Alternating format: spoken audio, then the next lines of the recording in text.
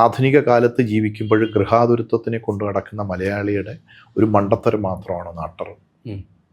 അങ്ങനെ ഈ നാട്ടറിവ് എന്ന് പറഞ്ഞിട്ട് വലിയൊരു കാര്യമൊന്നുമില്ല. എന്താണ് നമ്മുടെ നാട്ടിലുള്ള നാട്ടറിവ്? ഇപ്പോൾ എനിക്ക് എൻ്റെ ചെറുപ്പത്തിൽ എനിക്ക് പേഴ്സണലി ഉണ്ടായിട്ടുള്ളൊരു എക്സ്പീരിയൻസ്. എൻ്റെ പല്ലുവേദന വന്നപ്പോൾ അച്ഛൻ എനിക്ക് നാട്ടിൽ വൈദ്യരെ കൊണ്ട് കാണിച്ചിട്ട് എൻ്റെ നഖത്തിൽ ഒരു പച്ചല ചൂടാക്കി ഒഴിച്ചിട്ട് എൻ്റെ പല്ലുവേദന മാറിയത് എനിക്ക് പേഴ്സണലി അറിയാവുന്ന. തീർച്ചയായിട്ടും അത് ആ വൈദ്യൻ്റെ അറിവാണ്. അതിനെ നമ്മൾ എത്ര നിസ്സാരമായിട്ടൊരു നാട്ടറിവ് എന്ന് പറയുന്നു. അങ്ങേക്ക് അങ്ങനെ സംഭവിച്ചിട്ടുണ്ടെങ്കിൽ ആ വൈദ്യൻ ആ അറിവ് നേടിയെടുക്കാൻ എത്ര കാലത്തെ നിരീക്ഷണങ്ങളും പഠനങ്ങളും എത്ര തലമുറ നടത്തിയിട്ടുണ്ടാവും.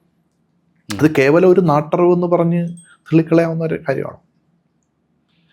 അങ്ങേക്കിത് സംഭവിച്ചതാണെങ്കിൽ ഉറപ്പായിട്ടും അതിൻ്റെ പുറകിൽ വൈദ്യൻ്റെ വർഷങ്ങളോളമുള്ള നിരീക്ഷണവും പരീക്ഷണവും യാദൃച്ഛികമായിരിക്കത്തില്ല. കാരണം പല്ലുവേദന അത്ര സ്പീഡിൽ മാറ്റാൻ പറ്റത്തില്ല. അല്ല, ഇത് എനിക്ക് പേഴ്സണലി വളരെ അത് വൈദ്യം, ഭാരതീയ വൈദ്യമാണത്, പാരമ്പര്യ വൈദ്യമാണ്, അത് നാട്ടറിവല്ല. നമ്മളിതിനെ നമ്മുടെ നമ്മൾ നാട്ടറിവ് എന്നും പറഞ്ഞ് തരം താഴ്ത്തുന്നു എന്നാണ് അങ്ങ് പറയുന്നത്. ഞാൻ തരം താഴ്ത്തരുത്. മഹത്തായ പാരമ്പര്യമായ ഇപ്പോൾ ആയുർവേദത്തിലുള്ള ഒരു മരുന്ന്, ഉദാഹരണത്തിന് ദശമൂലം കഷായം.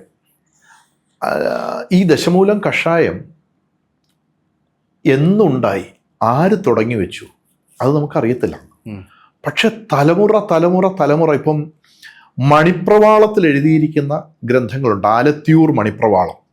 ഈ ആലത്തിയൂർ മണിപ്രവാളം എന്ന് പറയുന്ന ആ ഗ്രന്ഥത്തിൽ, ഇത് മലപ്പുറം ജില്ലയിൽ കണ്ടെടുത്തിട്ടുള്ള ഒരു വൈദ്യശാസ്ത്ര ഗ്രന്ഥമാണ്, ഞാൻ വായിച്ചിട്ടുണ്ട്. ഈ ആലത്തിയൂർ മണിപ്രവാളത്തിൽ പറയുന്ന മരുന്നുകൾ ഇപ്പോഴും നിലവിലുണ്ട് ആയുർവേദത്തിൽ. ഇത് കഴിച്ചിട്ട് ഒരു മനുഷ്യന് ഇന്നൊരു കുഴപ്പം വന്നിട്ടില്ല.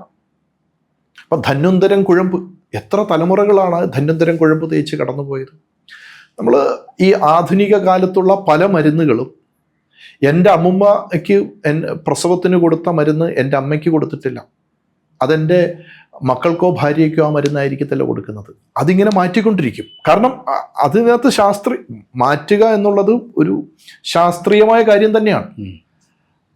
പക്ഷെ ആയുർവേദം ഈ നിരീക്ഷണങ്ങളിലും പരീക്ഷണങ്ങളിലൂടെയും മാറ്റം വരുത്തി സ്ഥിരീകരിച്ച് അതിനെ ഇനി ഒരിക്കലും മാറ്റേണ്ടി വരില്ല എന്ന് ഉറപ്പിച്ചിരിക്കുന്നതാണ് ആയുർവേദത്തിലെ പല മരുന്നുകളും, മർമ്മശാസ്ത്രത്തിലെ പല മരുന്നുകളും.